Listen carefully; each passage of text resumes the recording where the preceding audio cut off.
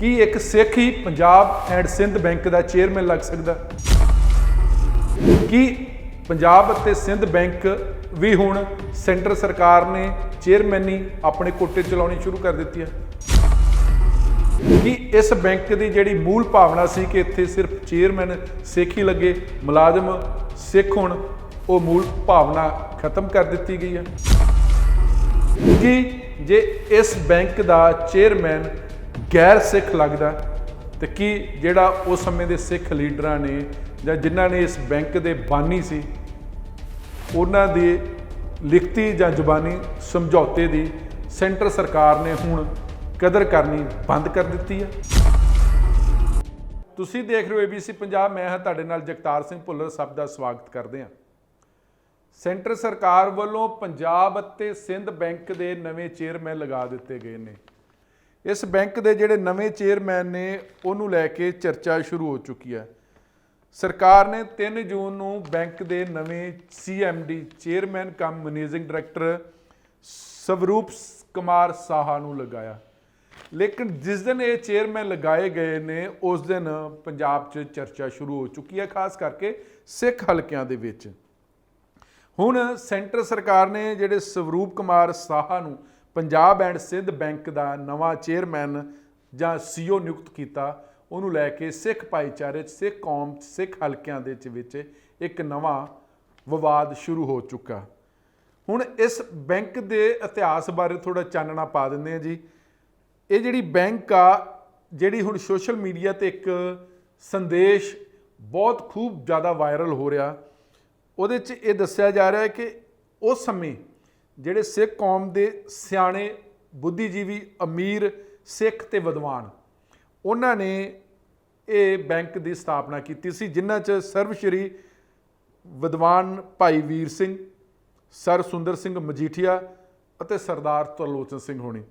ਇਹਨਾਂ ਨੇ ਪਹਿਲੀ ਵਾਰ 24 ਜੂਨ 1908 ਨੂੰ ਅੰਮ੍ਰਿਤਸਰ ਵਿਖੇ ਪੰਜਾਬ ਐਂਡ ਸਿੰਧ ਬੈਂਕ ਕਾਇਮ ਕੀਤਾ ਸੀ, ਤਾਂ ਕਿ ਇਹ ਬੈਂਕ ਇਸ ਕਰਕੇ ਇਸ ਬੈਂਕ ਦੀ ਸਥਾਪਨਾ ਕੀਤੀ ਗਈ ਸੀ ਕਿ ਸਿੰਧ ਅਤੇ ਅਣਵੰਡੇ ਪੰਜਾਬ ਵਿੱਚ ਬੈਂਕਿੰਗ ਸੇਵਾਵਾਂ ਦਿੱਤੀਆਂ ਜਾਣ।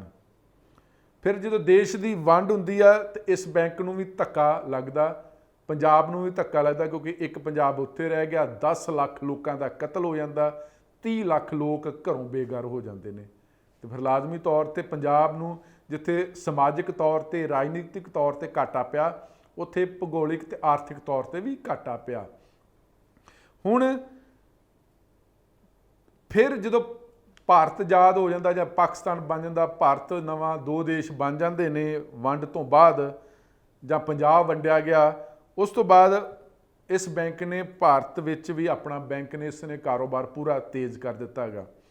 ਔਰ ਜਦੋਂ ਦੱਸਿਆ ਗਿਆ ਕਿ ਜਦੋਂ ਇੰਦਰਜੀਤ ਸਿੰਘ ਹੋਣਾ ਨੇ ਇਸ ਬੈਂਕ ਦੀ ਕਮਾਨ ਸੰਭਾਲੀ ਤੇ ਫਿਰ ਬੈਂਕ ਨੇ ਲਗਾਤਾਰ ਭਾਰਤ ਦੇ ਵਿੱਚ ਤਰੱਕੀ ਕੀਤੀ ਹੈਗੀ।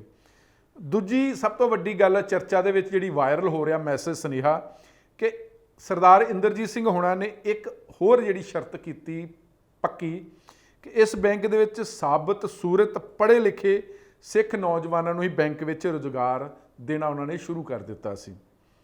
ਔਰ ਫਿਰ ਸਿੱਖ ਕੌਮ ਨੇ ਵੀ ਇਸ ਬੈਂਕ ਦੀ ਤਰੱਕੀ ਲਈ, ਉੱਨਤੀ ਲਈ ਪੂਰੀ ਮਦਦ ਕੀਤੀ ਹੈਗੀ, ਹਰ ਸੰਭਵ ਸਾਥ ਦਿੱਤਾ।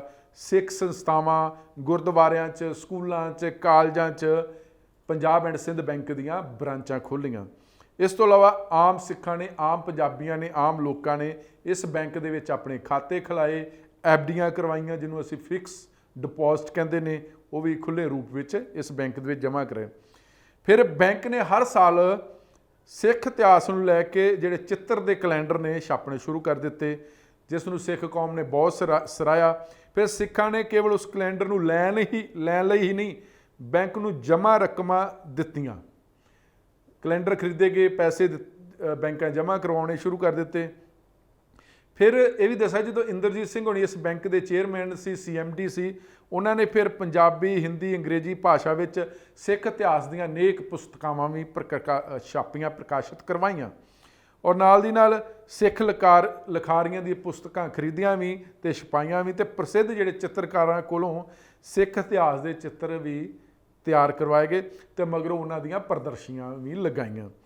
ਹੁਣ ਦਿਨ ਬ ਦਿਨ ਦੱਸਿਆ ਜਾ ਰਿਹਾ ਕਿ ਇਸ ਬੈਂਕ ਦਾ ਵਿਕਾਸ ਵੱਧਦਾ ਗਿਆ।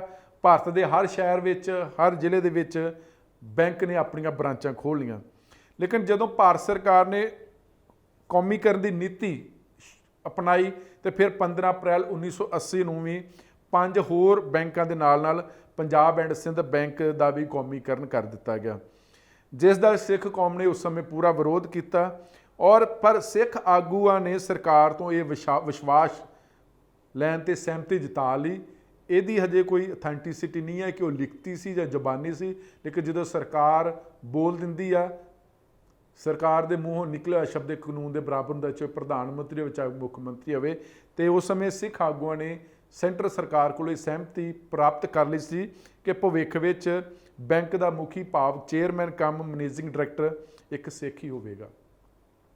ਇਸ ਵਾਅਦੇ ਮੁਤਾਬਕ ਇੰਦਰਜੀਤ ਸਿੰਘ ਮਗਰੋਂ ਕਈ ਸਿੱਖ ਅਧਿਕਾਰੀ ਬੈਂਕ ਦੇ ਮੁਖੀ ਬਣਦੇ ਰਹੇ, ਜੋ ਇਸ ਬੈਂਕ ਦੀ ਤਰੱਕੀ ਲਈ ਮਿਹਨਤ ਕਰਦੇ ਰਹੇ। ਇਹਨਾਂ ਵਿੱਚ ਸੁਰਿੰਦਰ ਸਿੰਘ ਕੋਹਲੀ ਔਰ ਹੋਰ ਕਈ ਜਿਹੜੇ ਸਿੱਖ ਅਫਸਰ ਨੇ ਉਹ ਲੱਗੇ ਰਹੇ, ਕਿ ਜਿਨ੍ਹਾਂ ਦੇ ਵਿੱਚ ਸਭ ਤੋਂ ਪਹਿਲਾਂ ਜਿਹੜੇ ਇਹਦੇ ਚੇਅਰਮੈਨ ਲੱਗੇ ਬੈਂਕ ਦੇ ਉਹ ਸੀ ਤਰਲੋਚਨ ਸਿੰਘ, ਫਿਰ ਦਲਬੀਰ ਸਿੰਘ, ਇੰਦਰਜੀਤ ਸਿੰਘ, ਮਹਿੰਦਰ ਸਿੰਘ, ਅਤਰ ਸਿੰਘ ਬੱਗਾ, SS ਚਾਲ, SSK Bains, SS Kohli, NS Gujral, RP Singh, GS Bedi, DP Singh, ਜਤਿੰਦਰਬੀਰ Singh. ਇਹ ਸਾਰੇ ਸਿੱਖ ਅਧਿਕਾਰੀ ਸੀ ਜਿਹੜੇ ਪੰਜਾਬ ਐਂਡ ਸਿੰਧ ਬੈਂਕ ਦੇ ਚੇਅਰਮੈਨ ਲੱਗੇ ਰਹੇ। ਔਰ ਉਸ ਤੋਂ ਬਾਅਦ ਜਦੋਂ ਇਹ ਸਾਰੇ ਚੇਅਰਮੈਨ ਲੱਗਦੇ ਰਹੇ ਤੇ ਫਿਰ ਸਰਕਾਰ ਵੀ ਇਸ ਬੈਂਕ ਦੇ ਜਿਹੜੇ ਇੱਕ ਸਿੱਖ ਨੂੰ ਹੀ ਚੇਅਰਮੈਨ ਲਗਾਉਂਦੀ ਰਹੀ।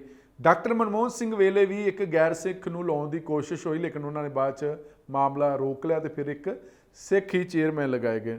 ਹੁਣ ਕੌਮੀਕਰਨ ਤੋਂ ਬਾਅਦ ਸਿੱਖ ਨੌਜਵਾਨਾਂ ਨੂੰ ਇਸ ਬੈਂਕ ਵਿੱਚ ਪਹਿਲਾਂ ਰੁਜ਼ਗਾਰ ਮਿਲਣਾ ਬੰਦ ਹੋ ਗਿਆ। ਜਦੋਂ ਇਹ ਬੈਂਕ ਸੈਂਟਰ ਦੇ ਅਧੀਨ ਆ ਗਈ ਜਾਂ ਉੱਥੇ ਗੈਰ ਸਿੱਖ ਲੱਗਣੇ ਸ਼ੁਰੂ ਹੋ ਗਏ।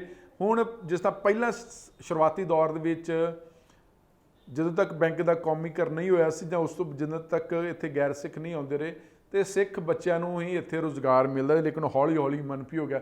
ਪਹਿਲਾਂ ਕਿਸੇ ਜ਼ਮਾਨੇ ਇਸ ਬੈਂਕ 'ਤੇ ਚਲੇ ਜਾਓ ਤੇ ਸਾਰੇ ਤੁਹਾਨੂੰ ਸਿੱਖ ਦੇਖਦੇ, ਸਾਬਤ ਸੂਰਤ ਸਿੱਖ ਸੀ, ਲੇਕਿਨ ਹੁਣ ਕੋਈ ਬੈਂਕ ਹੋਊਗੀ ਜਿੱਥੇ ਟਾਵਾਂ ਵੀ ਸਿੱਖ ਮਿਲਦਾ, ਜਦ ਕਿ ਬੈਂਕ ਦੀ ਜਿਹੜੀ ਮੂਲ ਭਾਵਨਾ ਸੀ ਉਹ ਸੀ, ਲੇਕਿਨ ਹੌਲੀ ਹੌਲੀ ਉਸ ਮੂਲ ਭਾਵਨਾ ਨੂੰ ਵੀ ਮਧੋਲ ਦਿੱਤਾ ਗਿਆ। ਹੁਣ ਦੂਜੀ ਗੱਲ ਹੈ ਕਿ ਜਿਹੜੇ ਸਿੱਖ ਆਗੂ ਨੇ, ਚਾਹੇ ਸ਼੍ਰੋਮਣੀ ਅਕਾਲੀ ਦਲ ਜਾਂ ਪੰਥਕ ਧਿਰਾਂ ਆਪਣੇ ਆਪ ਨੂੰ ਕਹਾਉਣ ਵਾਲੇ, ਆਪਣੇ ਆਪ ਨੂੰ ਪੰਥਕ ਕਹਾਉਣ ਵਾਲੇ, ਸ਼੍ਰੋਮਣੀ ਗੁਰਦੁਆਰਾ ਪ੍ਰਬੰਧਕ ਕਮੇਟੀ, ਅਕਾਲ ਤਖਤ, ਦਿੱਲੀ ਸਿੱਖ ਗੁਰਦੁਆਰਾ ਪ੍ਰਬੰਧਕ ਕਮੇਟੀ, ਹਜੂਰ ਸਾਹਿਬ ਬੋਰਡ, ਜਿੰਨੇ ਵੀ ਸਿੱਖ ਸੰਪਰਦਾਵਾਂ ਨੇ ਉਹ ਵੀ ਉਹਨਾਂ ਦੀ ਜਿਹੜੀ ਇਸ ਬੈਂਕ ਨੂੰ ਲੈ ਕੇ ਜਿਹੜੀ ਰਵੱਈਆ, ਉਦਾਸੀਨਤਾ ਜਾਂ ਉਸ ਗੰਭੀਰਤਾ ਨਹੀਂ ਦਿਖਾਈ। ਇਸੇ ਕਰਕੇ ਹੌਲੀ ਹੌਲੀ ਇਸ ਬੈਂਕ ਦੇ ਵਿੱਚ ਜਿਹੜੇ ਸਿੱਖ ਨੌਜਵਾਨ ਭਰਤੀ ਹੁੰਦੇ ਸੀ ਉਹਨਾਂ ਨੂੰ ਨਹੀਂ ਕੀਤਾ ਜਾਣ ਲੱਗਿਆ। ਜਿਹੜੇ ਚੇਅਰਮੈਨ CMD ਲੱਗਦੇ ਰਹੇ ਉਹ ਵੀ ਸਿੱਖ ਲੱਗਣੇ ਬੰਦ ਹੋ ਗਏ, ਕਿਉਂਕਿ ਕਿਸੇ ਵੀ ਅਕਾਲੀ ਦਲ ਨੇ, ਪੰਥ ਨੇ, ਪੰਥਕ ਕਮੇਟੀਆਂ ਨੇ, ਪੰਥਕ ਸੰਪਰਦਾਵਾਂ ਨੇ, ਅਕਾਲ ਤਖਤ ਨੇ, ਸ਼੍ਰੋਮਣੀ ਗੁਰਦੁਆਰਾ ਪ੍ਰਬੰਧਕ ਕਮੇਟੀ ਨੇ, ਕਿਸੇ ਨੇ ਵੀ ਹਾਮੀ ਨਹੀਂ ਪਈ। ਔਰ ਇਸ ਮਸਲੇ 'ਚ ਚਾਹੇ ਅੱਜ ਜਿਹੜੇ ਜਥੇਦਾਰ ਨੇ ਗਿਆਨੀ ਹਰਪ੍ਰੀਤ ਸਿੰਘ, ਉਹ ਤੇ ਅਕਾਲੀ ਦਲ ਨੂੰ ਸਰਵਾਈਵਲ ਕਰਨ ਵਾਸਤੇ ਬੜੇ ਉਪਰਾਲੇ ਕਰ ਰਹੇ ਨੇ, ਬਹੁਤ ਹੰਬਲੇ ਮਾਰਨੇ, ਬਹੁਤ ਤਿੱਖੇ ਬਿਆਨ ਦੇ ਰਹੇ ਨੇ, ਲੇਕਿਨ ਜਿਹੜੀਆਂ ਸੰਸਥਾਵਾਂ ਨੇ ਇਹਨਾਂ ਨੂੰ ਬਚਾਉਣ ਵਾਸਤੇ ਅਕਾਲ ਤਖਤ ਦੇ ਜਥੇਦਾਰ ਵੱਲੋਂ ਵੀ ਕੋਈ ਕੋਸ਼ਿਸ਼ ਨਹੀਂ ਕੀਤੀ ਗਈ, ਨਾ ਕੀਤੀ ਜਾ ਰਹੀ ਹੈ, ਨਾ ਭਵਿੱਖ ਦੇ ਵਿੱਚ ਉਮੀਦ ਆ, ਕਿਉਂਕਿ ਉਹਨਾਂ ਦਾ ਇੱਕੋ ਇੱਕ ਟੀਚਾ ਲੱਗਦਾ ਕਿ ਸ਼੍ਰੋਮਣੀ ਅਕਾਲੀ ਦਲ ਬਚ ਜੇ, ਸ਼੍ਰੋਮਣੀ ਅਕਾਲੀ ਦਲ ਦਾ ਮੁੜ ਤੋਂ ਸਰਜੀਤ ਹੋ ਜਾਵੇ ਤੇ ਅਕਾਲ ਤਖਤ ਸਾਹਿਬ ਦੇ ਜਥੇਦਾਰ ਦੀ ਲੱਗਦਾ ਕਿ ਇੱਕੋ ਇੱਕ ਅਚੀਵਮੈਂਟ ਹੋਏਗੀ, ਉਹਨਾਂ ਦੀ ਇੱਕੋ ਇੱਕ ਵੱਡੀ ਪ੍ਰਾਪਤੀ ਹੋਏਗੀ। ਹੁਣ ਦੂਜਾ, ਬੈਂਕਾਂ ਦੇ ਅਗਰ ਮੁੱਖ ਦਫ਼ਤਰ ਤੇ ਬ੍ਰਾਂਚਾਂ ਦੀ ਗਿਣਤੀ ਕਰੀਏ ਤਾਂ 31 ਮਾਰਚ 2020 ਤੱਕ ਭਾਰਤ ਵਿੱਚ ਇਸ ਬੈਂਕ ਦੀਆਂ 1526 ਬ੍ਰਾਂਚਾਂ ਤੇ 25 ਜ਼ੋਨਲ ਦਫ਼ਤਰ ਸਨ। ਤੇ ਇਸੇ ਬੈਂਕ ਤੋਂ ਤਰੱਕੀਆਂ ਲੈ ਕੇ ਉੱਚ ਅਹੁਦਿਆਂ ਤੱਕ ਪਹੁੰਚ ਕੇ ਸੇਵਾ ਮੁਕਤ ਹੋਏ ਸਾਰੇ ਸਿੱਖ ਅਧਿਕਾਰੀ ਇਹਦੇ ਚੇਅਰਮੈਨ ਲੱਗਦੇ ਰਹੇ। ਜਾਂ ਇਹ ਵੀ ਹੁੰਦਾ ਰਿਹਾ ਕਿ ਜੇ ਅਗਰ ਕੋਈ ਸੀਨੀਅਰ ਮੈਨੇਜਰ ਜਿਹੜਾ CMD ਲੱਗ ਸਕਦਾ, ਜੇ ਅਗਰ ਉਹ ਨਹੀਂ ਉਪਲਬਧ ਹੁੰਦਾ ਸੀ ਤਾਂ ਫਿਰ ਸੈਂਟਰ ਸਰਕਾਰ ਕੀ ਕਰਦੀ ਸੀ ਕਿ ਜਿਹੜੇ IAS ਸਿੱਖ ਹੁੰਦੇ ਸਨ ਉਹਨਾਂ ਨੂੰ ਡੈਪੂਟੇਸ਼ਨ ਤੇ 3 ਸਾਲ ਵਾਸਤੇ ਇਸ ਪੰਜਾਬ ਐਂਡ ਸਿੰਧ ਬੈਂਕ ਦਾ CMD chairman cum managing director ਲਗਾ ਦਿੰਦੀ ਸੀ। ਲੇਕਿਨ ਉਹ ਵੀ ਹੌਲੀ ਹੌਲੀ ਬੰਦ ਹੋ ਗਏ। ਹੁਣ ਸਭ ਤੋਂ ਪਹਿਲਾਂ ਜਿਹੜੇ 2015 ਦੇ ਵਿੱਚ ਸਭ ਤੋਂ ਪਹਿਲਾਂ ਇੱਕ ਗੈਰ ਸਿੱਖ ਨੂੰ ਲਾਇਆ ਗਿਆ, ਉਦੋਂ ਸੈਂਟਰ ਦੇ ਵਿੱਚ ਭਾਰਤੀ ਜਨਤਾ ਪਾਰਟੀ ਸਰਕਾਰ 2014 ਤੋਂ ਲੈ ਕੇ ਹੁਣ ਤੱਕ, ਉਦੋਂ ਐਸ ਹਰੀ ਸ਼ੰਕਰ ਨੂੰ ਇਹਦਾ ਚੇਅਰਮੈਨ ਲਗਾਇਆ ਗਿਆ। ਉਹ ਇਸ ਬੈਂਕ ਦੇ 17ਵੇਂ ਚੇਅਰਮੈਨ ਸਨ। 18ਵੇਂ ਫਿਰ ਜਿਨ੍ਹਾਂ ਦੀ ਨਿਯੁਕਤੀ ਐਸ ਕ੍ਰਿਸ਼ਨ ਸੀ, ਉਹ 4 ਸਤੰਬਰ 2020 ਨੂੰ ਕੀਤੀ ਗਈ। ਤੇ ਜਿਹੜੇ 19ਵੇਂ ਜਿਹੜੇ ਚੇਅਰਮੈਨ ਲਗਾਏ ਗਏ ਨੇ ਉਹ ਹੈਗੇ ਨੇ ਸਵਰੂਪ ਕੁਮਾਰ ਸਾਹਾ। ਇਸ ਤੋਂ ਬਾਅਦ ਹੀ ਵਿਵਾਦ ਉੱਠਿਆ ਨੇ। ਹਾਲਾਂਕਿ ਪਹਿਲਾਂ ਵੀ ਰਹੇ ਨੇ ਸ਼ੇਖਰ ਅਗਰਵਾਲ, VK ਚੋਪੜਾ ਤੇ PK ਗੁਪਤਾ। ਇਹਨਾਂ ਦਾ ਕਿਸੇ ਦਾ 1 ਮਹੀਨੇ 2 ਮਹੀਨੇ ਕਾਰਜਕਾਲ ਸੀ, ਜਦ ਤੱਕ ਇੱਕ ਪੂਰਨ ਰੂਪ ਵਿੱਚ ਸਿੱਖ ਨਹੀਂ ਮਿਲਦਾ ਸੀ, ਉਦੋਂ ਟੈਂਪਰੇਰੀ ਤੌਰ ਤੇ ਲਗਾਇਆ ਜਾਂਦਾ ਸੀ। ਲੇਕਿਨ ਜਦੋਂ ਦਾ ਹੁਣ BJP ਦੀ ਸਰਕਾਰ ਆਈ ਆ, ਉਹਨੇ ਲਗਾਤਾਰ ਹੁਣ ਗੈਰ ਸਿੱਖਾਂ ਨੂੰ ਇਹਦਾ ਬੈਂਕ ਦਾ ਚੇਅਰਮੈਨ ਲਗਾਉਣਾ ਸ਼ੁਰੂ ਕਰ ਦਿੱਤਾ। ਹਾਲਾਂਕਿ ਪਿਛਲੇ 8 ਸਾਲਾਂ ਦੇ ਵਿੱਚ ਭਾਰਤੀ ਜਨਤਾ ਪਾਰਟੀ ਨੇ ਸਿਰਫ 2 ਸਿੱਖਾਂ ਨੂੰ ਹੀ ਐਡਜਸਟ ਕੀਤਾ ਨੇ। ਇੱਕ ਲੈਫਟੀਨੈਂਟ ਜਨਰਲ ਗੁਰਮੀਤ ਸਿੰਘ ਨੇ, ਉਹਨੂੰ 7ਵੇਂ ਸਾਲ ਉੱਤਰਾਖੰਡ ਦੀਆਂ ਚੋਣਾਂ ਦੇ ਮੱਦੇਨਜ਼ਰ ਇੱਕ ਆਰਮੀ ਚੀਫ ਨੂੰ ਲੈਫਟੀਨੈਂਟ ਜਨਰਲ ਰੈਂਕ ਦੇ ਗੁਰਮੀਤ ਸਿੰਘ ਉਹਨਾਂ ਨੂੰ ਉੱਤਰਾਖੰਡ ਦਾ ਲੈਫਟੀਨੈਂਟ ਗਵਰਨਰ ਲਗਾਇਆ ਗਿਆ, ਰਾਜਪਾਲ ਲਗਾਇਆ ਗਿਆ, ਉੱਤਰਾਖੰਡ ਦਾ ਰਾਜਪਾਲ ਲਗਾਇਆ ਗਿਆ। ਔਰ ਇੱਕ ਇਕਬਾਲ ਸਿੰਘ ਲਾਰਪੁਰਾ ਹੋਣਾ ਨੂੰ ਮਿਨੋਰਿਟੀ ਕਮਿਸ਼ਨ ਦਾ ਚੇਅਰਮੈਨ ਲਗਾਇਆ ਗਿਆ। ਇਸ ਤੋਂ ਇਲਾਵਾ 8 ਸਾਲਾਂ ਦੇ ਵਿੱਚ ਭਾਰਤੀ ਜਨਤਾ ਪਾਰਟੀ ਨਰਿੰਦਰ ਮੋਦੀ ਦੀ ਸਰਕਾਰ ਨੇ ਸੈਂਟਰ ਦੇ ਵਿੱਚ ਕਿਸੇ ਸਿੱਖ ਨੂੰ ਐਡਜਸਟ ਨਹੀਂ ਕੀਤਾ। ਹਾਲਾਂਕਿ ਸ਼੍ਰੋਮਣੀ ਅਕਾਲੀ ਦਲ ਭਾਰਤੀ ਜਨਤਾ ਪਾਰਟੀ ਦਾ ਸਾਂਝਾ ਗੱਠਜੋੜ ਸੀ 3 ਖੇਤੀ ਕਾਨੂੰਨ ਬਿੱਲਾਂ ਤੋਂ ਪਹਿਲਾਂ। ਔਰ ਜਦ ਕਾਂਗਰਸ ਪਾਰਟੀ ਦੀ ਸੈਂਟਰ ਸਰਕਾਰ ਸੀ ਤੇ ਕਈ ਸਿੱਖ, ਕਈ ਪੰਜਾਬੀ ਵੱਡੇ ਵੱਡੇ ਅਹੁਦਿਆਂ ਤੇ ਰਹੇ ਸੀ, 5-5 6-6 ਸੂਬਿਆਂ ਦੇ ਰਾਜਪਾਲ ਲੱਗਦੇ ਰਹੇ ਨੇ। ਲੇਕਿਨ BJP ਨੇ ਸਿਰਫ ਹੁਣ ਤੱਕ 8 ਸਾਲਾਂ 'ਚ 2 ਸਿੱਖਾਂ ਨੂੰ ਹੀ ਐਡਜਸਟ ਕੀਤਾ ਹੈਗਾ। ਹੁਣ ਇਸ ਸਮੇਂ ਜਿਹੜੇ ਇਸ ਬੈਂਕ ਦੇ ਬੋਰਡ ਆਫ ਡਾਇਰੈਕਟਰ ਨੇ, ਉਹਦੇ 'ਚ 9 ਜਾਣੇ ਨੇ, 9 ਚੋਂ ਇੱਕ ਵੀ ਸਿੱਖ ਨਹੀਂ ਹੈ। CMD ਸਵਰੂਪ ਕੁਮਾਰ ਸਾਹਾ, ਕੋਲੇਗਲ V ਰਗਵਿੰਦਰਾ, ਡਾਕਟਰ ਜਸ ਯਾਦਵ, MG ਜੈਸ਼ਰੀ, KP ਪਟਨਾਇਕ, ਸ਼ੰਕਰ ਲਾਲ ਅਗਰਵਾਲ, ਰਸ਼ਮੀ ਖੇਤਰਪਾਲ ਤੇ ਧੀਰਜ ਰਾਜ ਮਹਿੰਦੀ ਰੱਤਾ। ਇਹ ਬੋਰਡ ਆਫ ਡਾਇਰੈਕਟਰਾਂ ਦੇ ਵਿੱਚ ਵੀ ਕੋਈ ਸਿੱਖ ਨਹੀਂ ਆ। ਤੇ ਰੌਲਾ ਪੈ ਚੁੱਕਾ ਪੰਜਾਬ 'ਚ ਕਿ ਜਿਹੜੀ ਪੰਜਾਬ ਐਂਡ ਸਿੰਧ ਬੈਂਕ, ਜਿਹਦੀ ਮੂਲ ਭਾਵਨਾ ਸੀ ਸਿੱਖਾਂ ਦੇ, ਉਸ ਸਮੇਂ ਵਿਦਵਾਨ ਅਮੀਰ ਸਿੱਖਾਂ ਨੇ, ਬੁੱਧੀਜੀਵੀਆਂ ਨੇ ਬੈਂਕ ਦਾ ਗਠਨ ਕੀਤਾ ਸੀ। ਔਰ ਨਾਲ ਦੀ ਸਭ ਤੋਂ ਵੱਡੀ ਇੰਦਰਜੀਤ ਸਿੰਘ ਹੋਣਾ ਦੀ ਸੀ ਕਿ ਇਸ ਬੈਂਕ ਦੇ ਵਿੱਚ ਸਿੱਖ ਨੌਜਵਾਨਾਂ ਨੂੰ ਨੌਕਰੀ ਦਿੱਤੀ ਜਾਵੇ। ਉਹ ਸਭ ਕੁਝ ਮਿੱਟੀ 'ਚ ਮਧੋਲ ਦਿੱਤਾ ਗਿਆ, ਉਹ ਰੂਹ ਨੂੰ ਮਧੋਲ ਦਿੱਤਾ ਗਿਆ, ਉਹ ਵਿਚਾਰ ਨੂੰ ਮਧੋਲ ਦਿੱਤਾ ਗਿਆ। ਹੋਰ ਤੇ ਹੋਰ ਛੱਡੋ, ਅੱਜ ਕੱਲ੍ਹ ਪੰਜਾਬ ਦੇ ਵਿੱਚ ਪੰਜਾਬੀਆਂ ਨੂੰ, ਸਿੱਖਾਂ ਨੂੰ ਨੌਕਰੀਆਂ ਘੱਟ ਮਿਲਦੀਆਂ ਨੇ, ਬਾਹਰਲਿਆਂ ਨੂੰ ਜ਼ਿਆਦਾ ਦਿੱਤੀਆਂ ਜਾ ਰਹੀਆਂ। ਚਾਹੇ ਉਹ ਅਕਾਲੀ ਦਲ ਦੀ ਸਰਕਾਰ ਸੀ, ਚਾਹੇ ਕੈਪਟਨ ਅਮਰਿੰਦਰ ਸਿੰਘ ਦੀ ਸਰਕਾਰ ਸੀ। ਹੁਣ ਨਵੀਂ ਸਰਕਾਰ ਵੀ ਉਸੇ ਲੀਹਾਂ 'ਤੇ ਆ।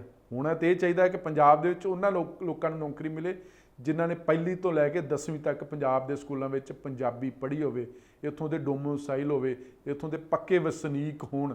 ਜੇ ਤਾਂ ਹਿਮਾਚਲ, ਹਰਿਆਣਾ 8-9 ਸਟੇਟ ਕਰ ਚੁੱਕੇ ਨੇ, ਲੇਕਿਨ ਪੰਜਾਬ 'ਚ ਪੰਜਾਬੀ ਮੁੰਡੇ ਕੁੜੀਆਂ ਧੱਕੇ ਖਾ ਰਹੇ ਨੇ, ਡਾਂਗਾ ਖਾ ਰਹੇ ਨੇ, ਬਾਹਰਲਿਆਂ ਨੂੰ ਇੱਥੇ ਸਰਕਾਰੀ ਨੌਕਰੀ ਮਿਲ ਰਹੀ ਹੈ। ਪਰ ਇਸ ਬੈਂਕ ਦੀ ਗੱਲ ਕੀਤੀ ਜਾਵੇ ਤਾਂ ਪੰਜਾਬ ਐਂਡ ਸਿੰਧ ਬੈਂਕ ਜਿਸ ਰੂਹ ਦੇ ਨਾਲ, ਜਿਸ ਵਿਚਾਰਧਾਰਾ ਦੇ ਨਾਲ, ਜਿਸ ਸੋਚ ਦੇ ਨਾਲ ਬਣਾਈ ਗਈ ਸੀ, ਉਹ ਸਭ ਕੁਝ ਖਤਮ ਹੋ ਚੁੱਕਾ। ਇਹਦੇ ਜ਼ਿੰਮੇਵਾਰ ਸਿੱਖ ਆਪਣੇ ਆਪ ਨੂੰ ਕਹਾਉਣ ਵਾਲੀਆਂ ਪੰਥਕ ਧਿਰਾਂ, ਸਿੱਖਾਂ ਦੇ ਆਪਣੇ ਆਪ 'ਚ ਬਣੇ ਲੰਬਰਦਾਰ, ਉਹ ਸਾਰੇ ਜ਼ਿੰਮੇਵਾਰ ਨੇ, ਕਸੂਰ ਨੇ। ਸੈਂਟਰ ਦੇ ਵਿੱਚ ਭਾਈਵਾਲ ਵੀ ਰਹੇ, ਵਜ਼ੀਰੀਆਂ ਦਾ ਆਨੰਦ ਵੀ ਮਾਣਿਆ, ਗੱਠਜੋੜ ਦਾ ਆਨੰਦ ਵੀ ਮਾਣਿਆ, ਲੇਕਿਨ ਇਹਨਾਂ ਸੰਸਥਾਵਾਂ ਵੱਲ ਕਦੀ ਧਿਆਨ ਨਹੀਂ ਦਿੱਤਾ। ਇਹ ਹੁਣ ਇੱਕ ਸੋਸ਼ਲ ਮੀਡੀਆ 'ਤੇ ਚਿੱਠੀ ਚੱਲ ਰਹੀ ਹੈ। ਉਸ ਚਿੱਠੀ ਦਾ ਜਵਾਬ ਵੀ ਪੰਜਾਬ ਦੇ ਲੋਕ, ਸਿੱਖ ਭਾਈਚਾਰਾ, ਇਹਨਾਂ ਸਿੱਖ ਬੁੱਧੀਜੀਵਾਂ ਕੋਲ, ਸਿੱਖ ਸੰਪਰਦਾਵਾਂ ਕੋਲ, ਅਕਾਲੀ ਦਲ ਕੋਲੋਂ, ਪੰਥਕ ਧਿਰਾਂ ਵੱਲੋਂ, ਸ਼੍ਰੋਮਣੀ ਗੁਰਦੁਆਰਾ ਪ੍ਰਬੰਧਕ ਕਮੇਟੀ ਵੱਲੋਂ, ਦਿੱਲੀ ਸਿੱਖ ਗੁਰਦੁਆਰਾ ਪ੍ਰਬੰਧਕ ਬੋਰਡ ਵੱਲੋਂ, ਸਾਰਿਆਂ ਕੋਲ ਮੰਗ ਰਹੇ ਨੇ ਕਿ ਆਖਿਰ ਜਿਨ੍ਹਾਂ ਲੋਕਾਂ ਦੀ ਰੂਹ ਸੀ ਉਹ ਅੱਜ ਕੀ ਕਹਿੰਦੀ ਹੋਗੀ, ਉਹ ਕਰਲਾਉਂਦੀ ਹੋਏਗੀ। ਤੁਹਾਡਾ ਬਹੁਤ ਬਹੁਤ ਸ਼ੁਕਰੀਆ। ਇਸੇ ਤਰ੍ਹਾਂ ਦੇਖਦੇ ਰਹੋ ABC ਪੰਜਾਬ। ਧੰਨਵਾਦ।